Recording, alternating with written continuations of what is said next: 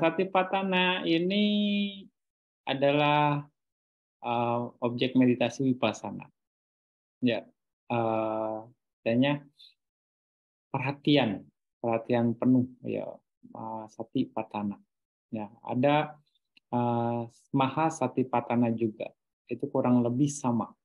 Ya, cuma beda, mungkin cakupannya yang berbeda sudut pandang secara ininya. Tapi satipatthana ini ada 4, mau dibilang ya. Cittanupassana, Vedananupassana, Dhammanupassana, sama Kayanupassana. Ada 4. Ya, bantu ulang. Kayak Cittanupassana, Vedananupassana, Kayanupassana, sama Dhammanupassana. Ya, sebenarnya dari 4 kategori ini semuanya mengarah kepada nama dan rupa. Pengamatan nama dan rupa saja. Ya. Nah, seperti Cittanupassana, Vedananupassana, dan Kayanupassana. Ya. Ini cita, ya Anda tahu sendiri cita, ya kan, pikiran. Tapi mau dibilang pikiran itu sendiri tidak akan bisa muncul tanpa cetasika.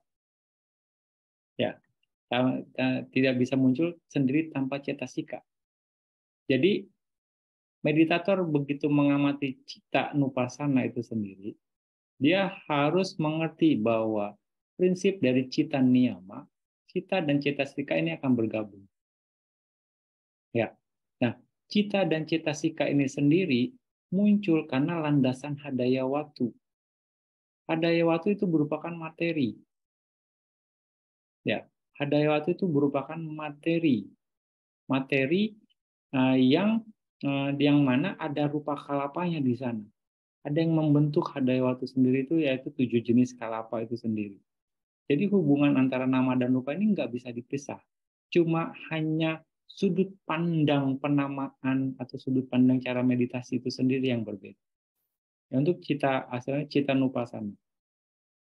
Lalu cita dan cetasika ini sendiri, atau cita itu sendiri, atau kesadaran itu sendiri, ya banyak banyak banyak cara gitu kan. Anda melihat misalnya kesadaran melihat, lalu ketika mengamati kesadaran melihat muncul apa? Loba mula cita atau dosa mula cita, atau pikiran yang di apa namanya, didasari oleh keserakahan, pikiran yang didasari oleh kebencian, pikiran yang didasari oleh kebodohan batin, moha mula cita. Salah. Nah, itu berapa cita dan cetasikanya muncul? Itu harus diamati. Balik lagi, cita dan cetasika itu tidak akan bisa terpisahkan. Itu hukum dari cita niyama. Ya, oke. Nah, terus Vedana Nupassana. Sebenarnya di dalam cita dan cetasika itu juga ada Vedana. Karena Vedana itu sendiri adalah bagian dari cetasika. Ya kan, Anda yang belajarin Abhidhamma, Anda akan mengerti proses ini. Vedana, ya kan, itu bagian dari cetasika sesungguhnya. Cita itu sendiri atau winyana, ya, dan cetasika. Dan Vedana ada bagian dari cetasika, bagian dari batin. Nah, ketika seseorang mengemphasize-nya di Vedana Nupassana, dia emphasize-nya di Vedana, begitu latihan Vedana Nupassana, dia emphasize-nya di Vedana, tapi cita dan cetasika yang lain juga akan ada. Balik lagi nih, bagian dari nama. Ya enggak? Bagian dari nama itu sendiri. Nah, ini yang harus juga Anda bisa pahami nih. Lalu Kayanupassana. Kayanupassana ini fisik tubuh, ini berhubungan dengan materi. Berhubungan dengan materi. Ya, ya, tubuh ini Kayanupassana tubuh. Perenungan terhadap tubuh. Anapanasati itu termasuk kalau di dalam Mahasatipatthana ini termasuk dalam kaya nupasana, di bagian kaya nupasana, karena menggunakan ya tubuh ini di bagian sini, 32 bagian tubuh dan yang lain sebagainya. Itu juga termasuk kaya nupasana sesungguhnya. Tapi basicnya dari sudut pandang samatha. Sebenarnya bisa dipecah samatha dan vipassana sesungguhnya. Penjelasan Satipatthana ini sendiri. Ya, makanya ini ya penjelasan yang luas sesungguhnya. Terus juga Dhammanupassana. Nah, Dhammanupassana di sini terlepas dari cita, wedana, dan kaya. Ya kan, ini kan cita, winyana yang pertama, terus wedana dua, terus kaya itu bagian dari materi. Lalu sisanya apa? Dhamma. Mau dikatakan sangkara. Sangkara itu sendiri. Sangkara itu sendiri yang diamati. Artinya, emphasize-nya Dhammanupassana ini sendiri selain cita, winyana, wedana, perasaan, dan materi. Berarti apa? Cetasika yang lain, Dhammanupassana itu sendiri. Yang bagian dari Dhammanupassana. Nah, mudah-mudahan Anda bisa mengerti ya. Kalau nggak mengerti ya terima saja dulu ya penjelasan ini. Ya, karena ini udah ini dengan Abhidhamma. Dhammanupassana berarti terlepas dari tiga ini, ya kan? Berarti cetasika, bagian dari cetasika. Karena cita winyana, winyana itu sendiri. Ya, selain cetasika, winyana ya, misalnya witaka, wicara, piti, suka, eka, gata itu bagian dari cetasika. Kaya lahuta, kaya muduta, cita lahuta, cita muduta, kaya kayu kajumata, cita jukata, terus yang lainnya.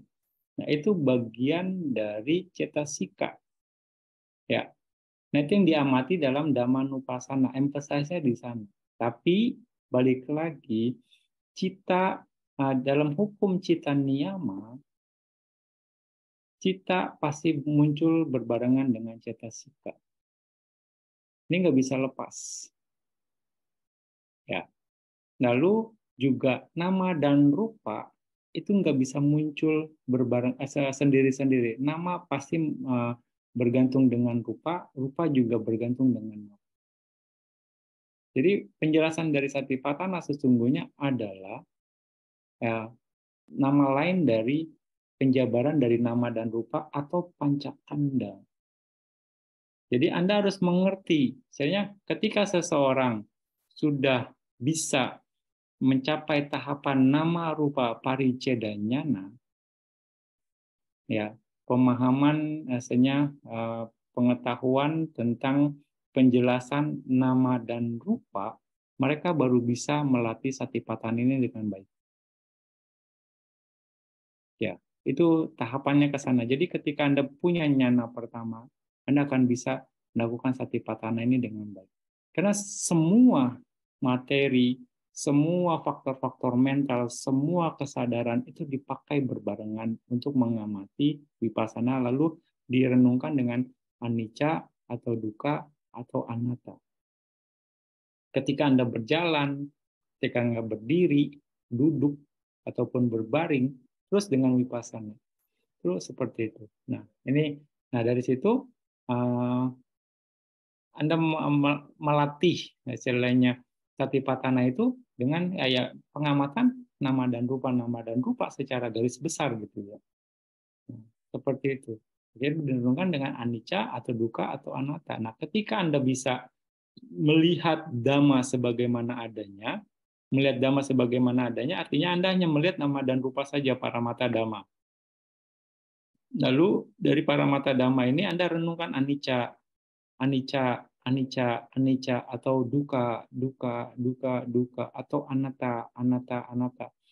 Yang tadinya Anda punya kemelekatan di batin Anda, karena Anda melihat apa adanya, dan juga Anda mengerti proses sebagaimana adanya bahwa semuanya selalu berubah, karena selalu berubah maka memunculkan ketidakpuasan, ya kan? Karena selalu berubah maka tidak ada sesuatu yang inti, kekal, akhirnya pikiran Anda bisa menerima, kebijaksanaan Anda bisa menerima, dan semakin matang. Semakin matang, kemelekatan Anda makin berkurang. Kemelekatan Anda berkurang, otomatis kekotoran batin pun akan melemah. Berkurang juga sampai akhirnya, di tahapan itu Anda memurnikan pikiran Anda, mulai memurnikan sedikit sampai akhirnya semuanya, ya Anda melepaskan kemelekatan, Anda melepaskan kekotoran batin, ya akhirnya pikirannya jadi murni. Kira-kira seperti itu. Yang titik awal, iya. Titik awal karena Anda memahami para mata dhamma itu sendiri. Anda nggak akan lihat bante kondanya. Anda hanya melihat nama dan rupa. Para mata dhamma. Anda nggak akan lihat kok awi. Kalau sudah di tahapan satipatthana ini, Anda hanya melihat nama dan rupa yang selalu berproses, muncul, berlangsung, padam. 3 masa. Upada titi bangga. Ya kan? Anda nggak akan lihat kok hardi. Anda nggak akan lihat project CET, semuanya. Yang Anda lihat hanya nama dan rupa. Nama dan rupa yang muncul, berlangsung, padam. Muncul, berlangsung, padam. Anda renungkan dengan anicca, dukkha. Jadi Anda nggak akan melekat terhadap konsep, oh ini ayah saya, oh ini ibu saya, oh ini istri saya, oh ini suami saya, oh ini anak saya. Tidak, saat itu Anda hanya melihat nama dan rupa yang terus berproses. Muncul, berlangsung, padam, upada titi bangga, upada. Anda renungkan anicca, dukkha, anatta, anicca, dukkha, anatta, anicca, anicca, anicca, anicca, dukkha, dukkha, dukkha, dukkha, anatta, anatta. Semakin matang, Anda mudah untuk melepaskan kemelekatan. Ya, kurang lebih seperti itu penjelasannya. Bante nggak bisa menjelaskan secara detail. Kalau Anda mau lebih detail, ya Anda bisa ketemu Bante untuk atau mungkin Anda bisa latih langsung secara ini kalau memang kondisi Anda yang memungkinkan untuk berlatih. Ya, Anda akan lebih paham dengan praktek gitu ya. Semoga bisa menerima ya. Kalaupun enggak ya terima-terima saja ya untuk Anda semua ya. Latihan anapanasati aja deh sebagai landasan, sebagai pondasi. Karena balik lagi untuk satipatthana, Anda objeknya adalah nama dan rupa. Seperti misalnya di rupa Anda sentuhan. Sentuhan ini akan memunculkan perasaan. Perasaan ini nanti Anda harus lihat ceta dan citasikanya berapa. Lalu objek sentuhan itu di mana? Di sini. Ini rupanya berapa? Ada ini kan bagian dari kaya tubuh. Ini ada 6 jenis rupa. Anda harus lihat itu. Dan muncul perasaan itu akan memunculkan kesadaran. Mano dwara wajana di sini di Hadaya Watu. Ini muncul berapa cita dan cetasikanya? Ya, pada saat Anda muncul perasaan, apa yang muncul? Misalnya loba mula cita, Anda ada kesenangan. Berarti ada loba, muncul loba. Anda lihat cita dan cita-citanya berapa. Lalu hadaya watunya, munculnya berapa. Rupanya gitu. Ada 7 jenis. Nah, Anda bisa memahami itu nggak koneksinya. Nah, ini bagian dari vipassana. Kira-kira seperti itu. Jadi bukan cuma sekedar sentuhan saja, lalu diamati, oh sentuhan. Bukan seperti itu vipassana yang Buddha ajarkan. Budaya bayana itu yang diamati adalah nama dan rupa tetap. Perhatikan napas itu sendiri, itu terdiri dari rupa kalapa. Iya, setuju. Ya. Nah, Anda harus lihat rupa kalapa itu. Ada berapa susunan yang menyusun napas itu sendiri rupa kalapanya. Nah, rupa kalapa itu terdiri dari utuja rupa. Utuja rupa yang ada berapa jenis. Anda apa sudah melihat ke sana? Karena nama rupa paricedanya, nah ini penting. Kira-kira seperti itu ya pembahasannya ya. Inilah dhamma. Makanya abhidhamma itu technical vipassana. Technical meditasi. Semua harus ke sana. Inilah keagungan vipassana. Inilah kemuliaan vipassana. Makanya seseorang yang bisa bervipassana dengan baik, dengan muatan yang benar, mereka pantas jadi mulia. Mereka pantas menembus kesucian.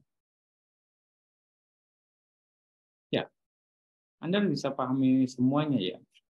Banyak orang yang meragukan ini, apa bisa dilihat yang seperti itu, bisa dikatakan. Kalau menurut Bante, pantas saja mereka ragu karena mereka belum bisa membuktikan. Logika Bante gitu ya. Pantas Iya. mereka ragu karena mereka bisa membuktikan. Kalau yang sudah membuktikan, silakan berlatih dengan baik. Buktikan aja sendiri, bisa dikatakan. Nah, Buddha mengatakan, Buddha tidak akan mengajarkan Dhamma bagi murid-muridnya kalau nggak muridnya mengerti. Buddha tidak akan ajarkan. Itu ada penjelasan Buddha. Nah, ini Buddha mengajarkan berarti kapasitas muridnya bisa untuk mengerti. Masalahnya mengertinya memang tidak semengerti yang Buddha mengerti. Mungkin saja pengertian murid itu parsial saja atau sebagian saja sudah cukup gitu. Ya, udah cukup untuk bisa meningkatkan kualitas batin dia. Gitu. Ya, selain cita kan itu kan cita kan winyana. Iya, Lalu Vedana itu Cita. sendiri, ya kan? Lalu kaya nupasana, lalu Mm-mm. dhamma nupasana ini adalah bagian dari samsara, gitu. Anda bisa cek seperti itu. Iya, Ini oke. memang pembahasan yang menarik ini. Berarti coba summarize sebenarnya ini. Enggak, kalau ini wah ini seru sebenarnya. Sebenarnya Anda wajib tahu sebenarnya. Mudah-mudahan Anda melalui praktik bisa tahu ya. Seperti ini Mahasatipatthana itu sendiri bagaimana. Ini seru. Inilah keagungan Dhamma sebenarnya di sini. Iya. Nah, teknik Abhidhamma akan di-apply di sini. Diterapkan di sini bagaimana semuanya. Menurut Bante, latih Anapanasati aja deh. Lebih simpel Kuatin dulu ya. supaya pondasi konsentrasinya kuat. Ketika Iya. Anda punya konsentrasi, Anda punya kesempatan untuk melihat ini semua dengan baik. Seperti itu. Ya.